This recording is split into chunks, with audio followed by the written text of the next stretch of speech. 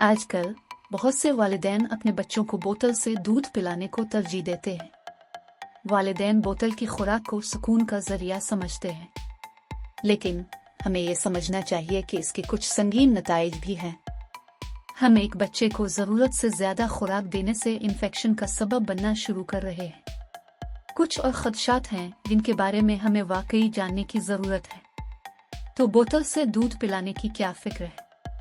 ये छोटे बच्चों में दांतों की खराबी आघात है, जिसे बचपन में कैरीज भी कहा जाता है। बोतल से दूध पिलाने के गलत तरीके, जैसे रात को या दिन के वक्त जब बच्चा सो रहा हो और बोतल को हर बार पिलाने के बाद बच्चे के मसूड़ों को नासाफ करना, इसे एक बड़ी परेशानी का बाइस बनाता है।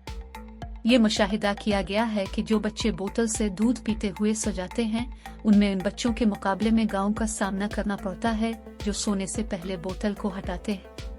तो दांतों की खराबी क्यों होती है? जब बच्चा जागता है तो मुंह में थूक बनने लगता है और उसे निगलने से बच्चे के मुंह से थूक के ज़रात निकल जाते हैं। लेकिन जब बच्चा नींद के मोड में चला जाता है तो थूक का बहाव और निगलने की शरह कम हो जाती है, जिससे मुंह में दांतों के गिर्द मलबा रह जाता है, जो दांतों की खराबी का बाइस बनता है। छोटे बच्चों में दांतों की खराबी को रोकने के लिए आप क्या कर सकते हैं? 1. बोतल से दूध पिलाने से गुरेज करें, खास तौर पर रात के वक्त। 2. हर बोतल से दूध पिलाने के बाद अपने बच्चे के मसूड़ों को साफ करें, खास तौर पर रात को।